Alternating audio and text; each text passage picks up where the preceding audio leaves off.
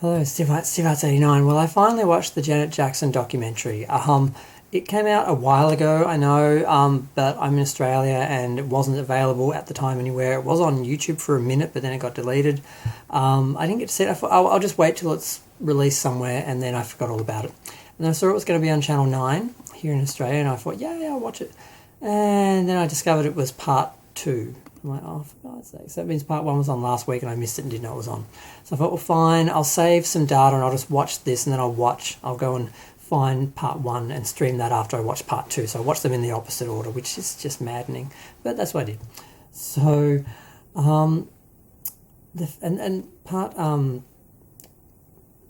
it's been separated into four parts. It was two 90-minute parts. It's also been separated into four 45-minute parts, and on YouTube 3 and 4 are available, or part 2 is available as 3 and 4. So I watched it. It was kind of the most interesting part in a way, because that was the era sort of I was most familiar with Janet, from like That's the Way Love Goes and Janet, the album itself, through to The Velvet Rope, and then the whole Super Bowl and dealing with Michael's death. That's sort of the period of Janet's life that I'm more familiar with than obviously the 70s and the 80s. It was interesting.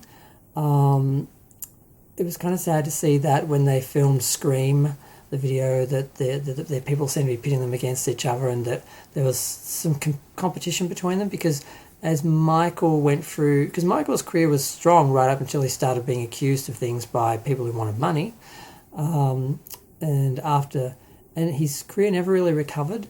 But Janet's kind of managed to take off I think it just kept consistent, because Control was pretty big, and Janet was pretty big. So The Velvet Rope felt really big to me, but it probably wasn't bigger than those. But so her career kept going, and I think there was some competition there, and probably maybe a little bit of resentment, because she had a more successful career and him more consistent career, because he sort of started big with Thriller and just went straight down, whereas she sort of came up and down, and sort of went along fairly evenly. So there did seem to be some competition, and they weren't as close as I would have liked to have thought they were. And it was interesting just to see her talk about her life, because, I mean, Madonna's trying to do this biopic, and Janet's very lucky, because she was one of the Jacksons, because she was on TV and performing from like the age of 7 or something.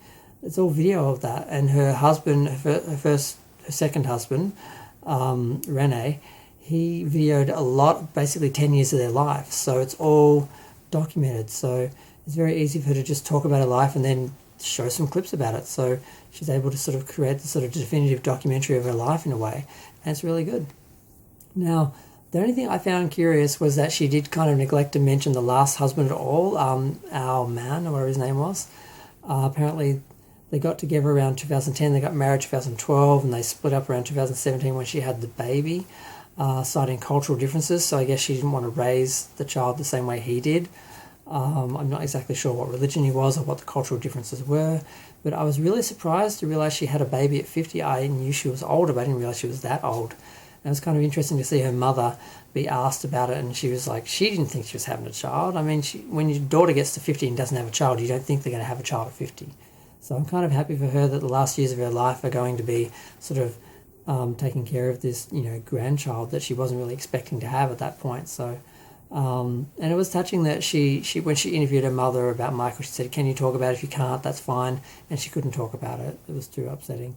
And I don't feel the need for them to push anything in these sort of documentaries. It's her just telling her story, and she gets to do it the way I want. That's fine. The way she wants. That's fine, because there's plenty of documentary people who will tell her story as well, because you want to tell your own story, but people will always pull out all the things you don't want to talk about, so it all gets exposed in the end.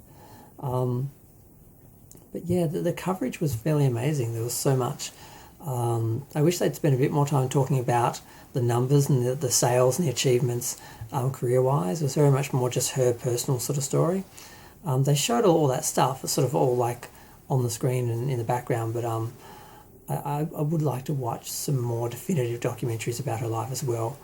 I was kind of fascinated to see that because after this all ended, because it ended kind of well, the documentary ended fairly well, where she's had the child and she's happy and she's still performing and everything, and being a full-time mother and everything. And then I went back and, of course, the streaming wouldn't work, the apps wouldn't work, my internet wouldn't work, nothing would work. It took about 50 minutes of screaming at the technology to get part one to play. So and then just randomly did, and then I couldn't stop it or pause it or rewind it or anything. I just left it because I'm like, I don't want to stop it because I'm sure I won't be able to get it to run again because it was just being a nightmare. Updated a bunch of apps and things seemed to have changed, and I couldn't use my Chromecast the way I would normally use it. It was a nightmare, but I finally got to play on my TV because I wanted to watch this on my TV because this is like, it's Janet's life. It's epic. It's something I want to watch on my TV, not on a little window on my computer or on my phone or something. So I watched the first part, and it was interesting to see how the Jacksons started off and everything. How it kind of was a little bit accidental when they were just playing with his guitar when he was at work, and his mother sort of pointed out, because one of them broke one of the strings, and he's like, before you go punishing them for that, you might want to actually pay attention to why they're playing with your guitar, and that they actually have some talent. And then he envisioned a way for them to get out of where they were in Gary, Indiana, because apparently it wasn't the nicest place. It was like the biggest murder rate or something in that town or something. I'm like, I didn't realize it was like that. I thought it was more like a little country town or something. Because it was sort of related to Janet and Madonna's stories because they were both from big families. And Janet was the youngest, which I related to because I'm the youngest of 8. She's the youngest of 9. Madonna was one of 8, but she wasn't the youngest. But I just sort of related to that big family and sort of feeling like trying to stand out and sort of being different from the rest of the family in a way was both things that Madonna and Janet sort of did. So I was related to that part of the story. So it was interesting to see how they started off, and I love they mentioned the year 1966 because that was the year that my family moved to the town that I grew up in. And it was also the first year of Star Trek was on air, and I just sort of thought that it was interesting just to sort of to see where people are or know where people are at certain time periods where things happen and that, and I just thought it was interesting. So they went through all that, and she didn't really want to perform. She just sort of was playing around with some recording when she wasn't supposed to be, and someone found it because she had left the tape that she recorded on.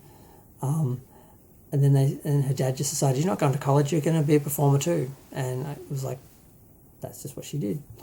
And he did push her to make the first 2 albums, and they really were just, the smallest Jackson making an album because she's a Jackson, and she really didn't have a voice in it. And she really had to separate from her family to do that. And that was when she married this guy, DeBarge or whatever his name was. And I'm like, oh, okay. I didn't realize she was married for like a year or less than a year. And he had drug problems, which she had no idea what that was. Which is kind of sad because one of Madonna's first relationships was similar, where she was with someone who had a drug problem and she couldn't handle it, and the relationship didn't work because of that. She then met up with the other guy who I think was originally a dancer. Jermaine was the one who was... She was involved with a rapper for years after she broke up with Renee. Yeah, and Jermaine was the rapper. Renee was the guy she was married to for years. And then the third marriage was the one she had the baby with. So, yeah, it was interesting just to see her story, because I wasn't as familiar with parts of her story as I thought. I didn't realise Control was as big as it was. I thought she'd had more albums in the 80s that were successful. I didn't realise her first 2 albums were flops, and Control was huge. And I didn't realise Rhythm Nation 1814 actually came out in 1989, and it really is the same era as Madonna's Like a Prayer. I thought it came after that because it lasted so long. Like the last single was like years later. The success really spread out because Michael and Janet both did that, where they had really huge albums that really dragged out over long periods, whereas other artists like Madonna had more albums over the same sort of period than that. So it was interesting. I'm glad I finally caught it. I'm glad I watched it on my TV. It felt like an event. It felt intimate. I felt like I was there with her. I feel like I know her. She feels like a sister. It's kind of weird when you grow up with these celebrities and you know so much about them, you feel like you know them, and you feel like if you met them, you could just talk to them, but you realise that you'd just be this weird person coming up to them, assuming a friendship or a relationship with them when you really don't know them. It's really weird. Fandom is really weird. And I wonder what it's like for them. And I wonder if they ever wonder what it's like for us to feel like we know those people that we really don't. That's really weird. But I'm going to go. Feel free to share, like, comment, subscribe. Let me know what you think, what you thought of the special, the documentaries. And I'm going to go watch some other documentaries just to sort of see sort of a different perspective and more detail on it and everything. And I'd like to think she was honest and sort of, said everything that needed to be said. But who knows? Might be more to find out about Janet. I'm going to go. Thanks. Bye.